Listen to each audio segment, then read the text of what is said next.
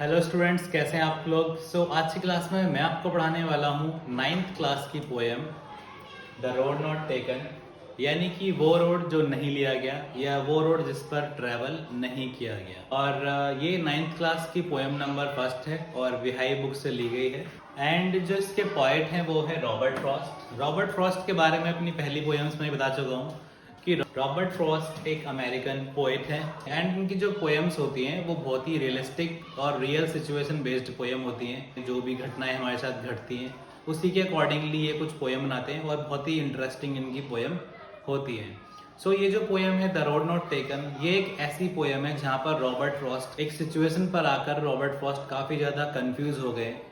वो चूज नहीं कर पा रहे हैं, डिसाइड नहीं कर पा रहे हैं कि या कौन से मार्ग को अपनाया जाए। उनको ये बात भी पता है कि जिस भी रास्ते पर जाएंगे वो उसके बाद दूसरे रास्ते पे बहुत मुश्किल से ही जा पाएंगे, क्योंकि एक व्यक्ति एक टाइम में एक ही रास्ते पर चल सकता है और एक व्यक्ति एक ही टाइम में एक ही जगह पर हो सकता है, दो दो जगह पर नहीं हो सकता है।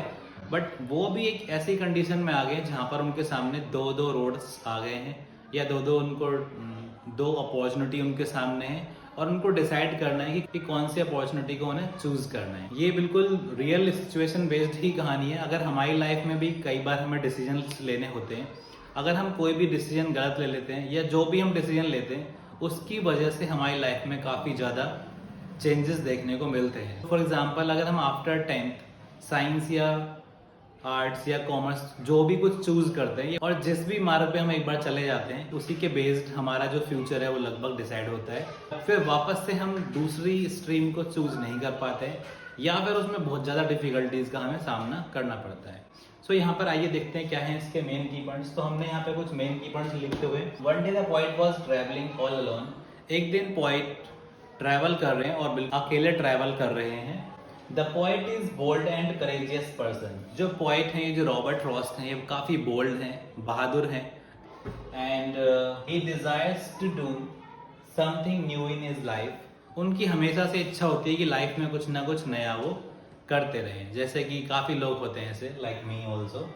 While travelling he reach a point. जब वो ट्रैवल कर रहे होते हैं, यानी कि ट्रैवल के दौरान, वाइल मीन्स दौरान, while travelling he reach a point, एक ऐसे पॉइंट पर आ जाते हैं वो, where the road divides into two, जहाँ पर जो रोड है वो दो रास्तों में बढ़ जाता है। इट मीन्स कि वो एक ऐसी जगह पर खड़े हैं जहाँ पर उनके सामने दो रोड हैं, एक राइट में जा रहा है और एक लेफ्ट में जा रहा है। The poet is in very difficult situation, he has to make a decision.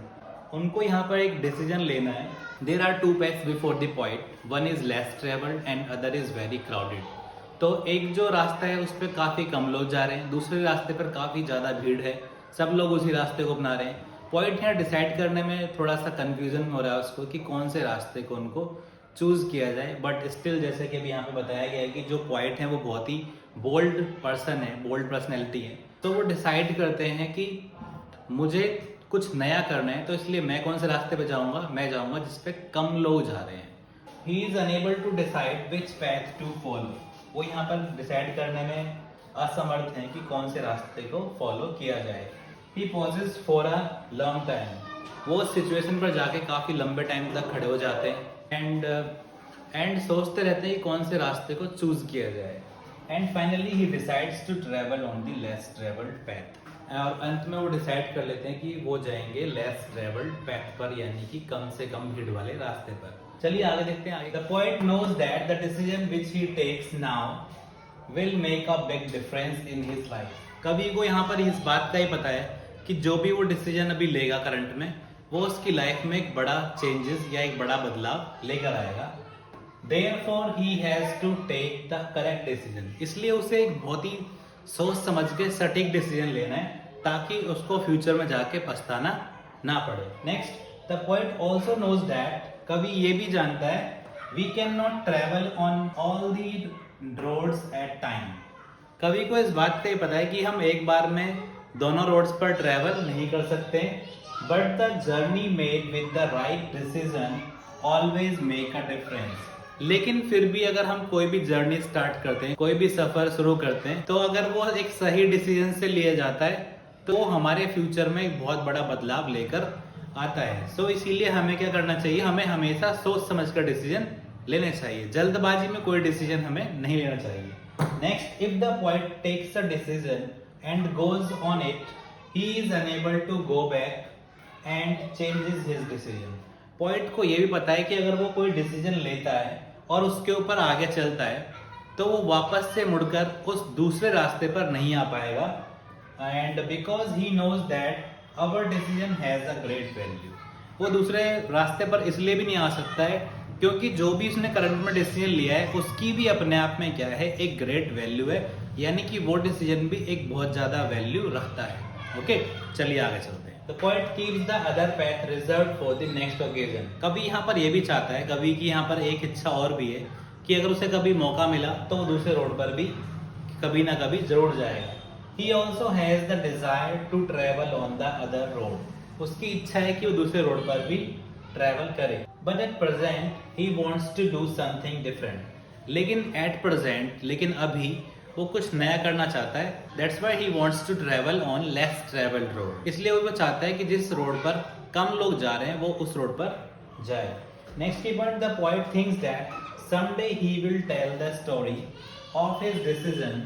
Point यहाँ पर ये बताना चाहता है कि उसे ऐसा लगता है कि जो भी उसने आज करंट में डिसीजन लिया है ना, उसके बारे में फ्यूचर में कभी ना कभी लोगों को बताएगा कि मैंने एक रास्ता चुना और उसका मेरी लाइफ पर क्या इम्पैक्ट पड़ा.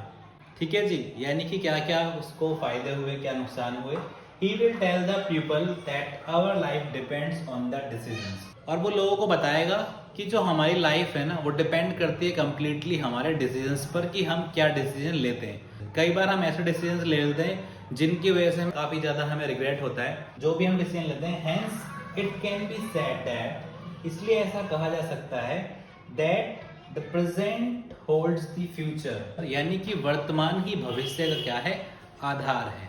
यानी कि जो भी हम वर्तमान में डिसीजन लेते हैं वो कहीं ना कहीं हमारे फ्यूचर को इफेक्ट जरूर करते हैं. ओके, इसका छोटा सा एग्जांपल देख लेते हैं. अगर हम प्रेजेंट में कोई भी हार्ड वर्क करते हैं यानी कोई भी कठिन परिश्रम करते हैं तो हमें फ्यूचर में उसके बेस्ट रिजल्ट देखने को मिलते हैं. और अगर हम प्रेजेंट में बहुत अपना टाइम वेस्ट करते हैं तो कहीं ना कहीं हमें फ्यूचर में बहुत ज़्यादा नुकसान या फिर बहुत ज़्यादा रिग्रेट होता है क्योंकि हमने अपना जो प्रेजेंट था ना वो खराब कर दिया. प्रेजेंट खराब किया तो उसके चक्कर में जो हमारा फ्यूचर था वो भी क्या हो गया, बर्बाद हो गया.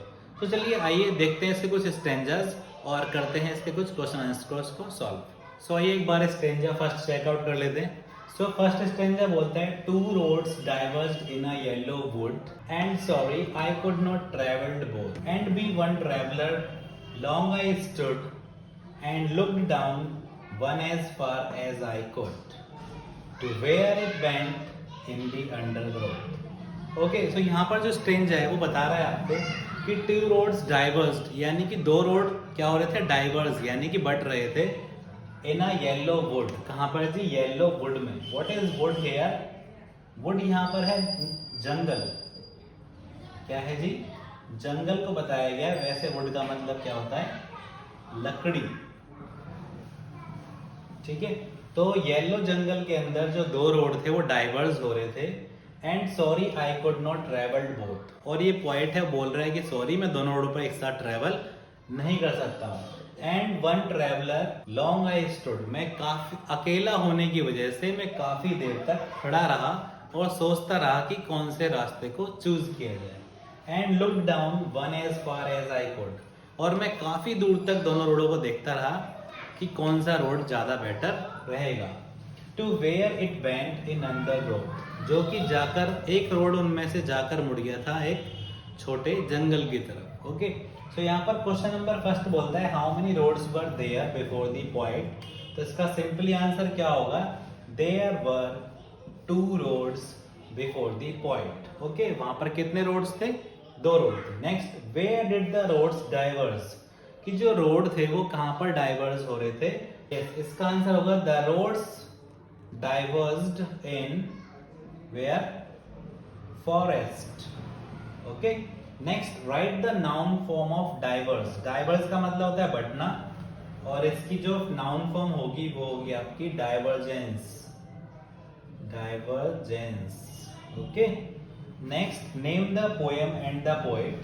सो पोएम का नाम आप गैस कर सकते हो. जैसे यहाँ पर टू रोड्स डाइवर्स की बात आती है तो आप यहीं से आइडिया लगा सकते हो कि टू रोड्स की बात का मतलब क्या है, कि जो पोयम है हमारी वो है the road not taken and the poet, who is the poet of the above line, तो इसका सिंपली आंसर होगा रॉबर्ट फ्रॉस्ट। नेक्स्ट बोलते हैं who is I in the above line, या फिर who is I in the above stanza. इस stanza के अंदर आई कौन है, यानी कि इस आई की बात कर रहे हैं वो, तो यहाँ पर आई यानी कि पोइट है, तो आप सिंपली आंसर इसका कर सकते हो here I refers to poet और here I refers to Robert Frost. So I hope कि आप लोगों को ये स्टेंजा भी क्लियर हो गया होगा और आप लोगों को ये पोयम भी समझ में आ गई होगी। सो अगर आप लोगों को ये पोयम समझ में आ गई है तो प्लीज़ इसे 9th के बाकी स्टूडेंट्स के साथ, अपने फ्रेंड्स के साथ शेयर कर दीजिए। अगर आप लोग चैनल पर नए हैं तो चैनल को सब्सक्राइब भी कर लीजिए। Till then bye bye and मिलते हैं अगली नई वीडियो के साथ।